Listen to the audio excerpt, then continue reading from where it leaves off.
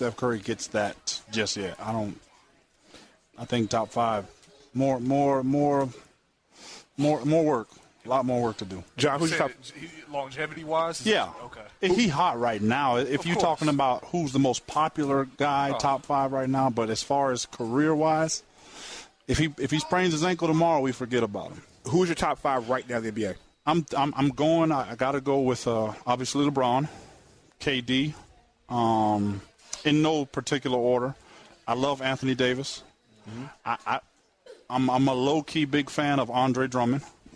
Ooh. But that's one we haven't heard yet. No, that's I can understand. I'm a big man type of guy. I like the guy that can dominate at his position. And he has been. Yeah. Mm-hmm. And last but not least, I think I would like to give some credit to somebody that's not getting a lot, Kawhi Leonard, man. I'm with you. I like Kawhi, man. Danny gave me some flack earlier this year when I said that Kawhi was going to be a top 5 small forward. You know, I mean, he gave me flack for that. Yeah. And I think he's close to a top 5 player in the NBA right now. I mean, he's been that good. And consistent. Well, the thing about Kawhi is that it's like he's not that guy that is, quote-unquote, the sexy player in the NBA. So, like, it just seems like kind of like what Paul says a lot of time about LeBron James. When LeBron puts up 26, 7, and 7 every single night, it's just another day at the office. Yeah. If Kawhi puts up 20 points, 8 rebounds, 5 assists, shuts down the team's opposing offensive player, another thing it's another day in the office. Another thing, look at the market. I mean, you're getting no exposure there. None. Tim Duncan is one of the greatest players of all time. Mm-hmm. I will say it again, one of the greatest players of all time. And top. And doesn't get mentioned. Definitely the best power forward in my opinion. Okay. Yeah. But doesn't get mentioned much.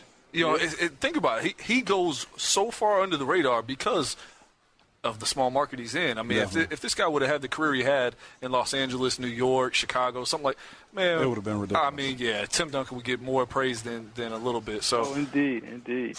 Well, Mark, here and Kawhi Leonard, that guy, right? I remember watching him in high school, and he was a center. I mean, a real he was. He was. He expanded his game so much to be a very, very good small forward. I mean, that really takes a lot of work and dedication. Props to Leonard, for that. If I can piggyback, this is a guy that didn't want to shoot for NBA teams coming out of college because his jump shot was that bad. He didn't want them to see how bad it was. So, I mean, again, he's turned into a pretty solid shooter. So, I mean, Mark's right. The guy's put in a lot of work, man, and I don't blame you for putting him up around your top 5. I do think, though, there's a guy that we haven't talked about, and I think everybody is wrong for it. Paul George. I was about to say Paul PG. George is not your top 5. You're smoking. Yeah, PG I don't know. too. PG is on the same level as Curry. We're talking about 7, 8, 9. Because the thing with Paul George is that I just want to see him do it for one full season coming off the injury. If he does it all this year, he comes in next year with the same type of aggressiveness. I mean, he did it the year before the injury too, though. But the thing is, when you have that type of injury, you can't tell, though. I mean, right now you can't. You can't tell. If last year would have been the year before the injury, you would expect the year he's having this year. I mean, that's how he's playing. Yeah. I mean, you would never know that he had an injury. I just want to make sure that he's actually going to do it for more than one season coming off the injury. That's all it is. You know who hasn't been talked about either? Who? James Harden. He can't play defense. But listen, the funny thing is, we're talking about a guy that was an MVP candidate last year. Probably, in my opinion, the guy that should have won. Yeah. I agree. And not even mention. I mean, this guy might not even get a top 10 if you're doing it right now. I give him top 10. I give him top 10 because number one, he's top 10. A lot of guys that he's a top 10 player because of the fact of, like Stephen Curry, he can score. Oh yeah. And like Stephen Curry, it's hard to guard him. I like Harden as a playmaker a little better, though. He's a better playmaker, and the ball handling skills are about the same. No. Now, mind you, Curry's a better defender than James Harden. No, the ball handling is not the same. Everybody's a better defender. My son, who's right here, who's 9, walking around in the restaurant, and my daughter coming out of the bathroom can guard better than James Harden. Yeah. Mark, here's a question. Who has a better guard? Your nephew who's learning how to play basketball or James Harden? Who guards a better player?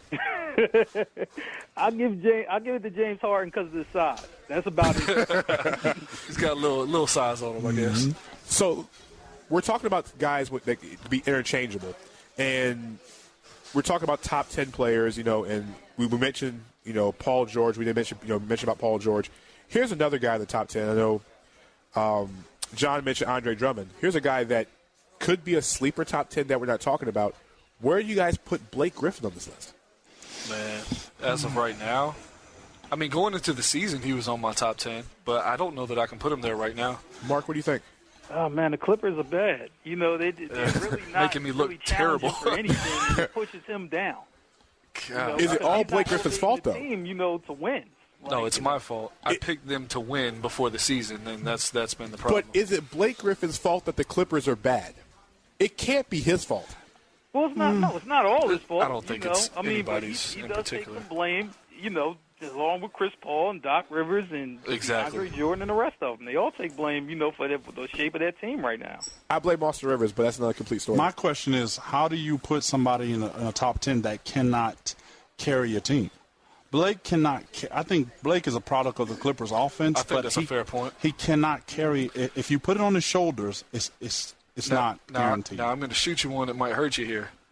Andre Drummond's not carrying a team, but he can't hit free throws. But and you are exactly right. But if you give Andre Drummond that ball, he's going to do everything in his power to make it work. Whereas Blake Griffin, if you give him too much physicality, if you put some body on him, he's going to fold. I'm saying if you look at the stats and the consistencies, Drummond is going to get you 2010, 2015 consistently. Yeah. Blake Griffin will have an awesome night, and then he'll get hit in the chin or get tripped and fold. Mentally he's not there. Yeah. But, okay, guys, we got 2 minutes left in this segment. Real quickly, I'm not big on Andre Drummond.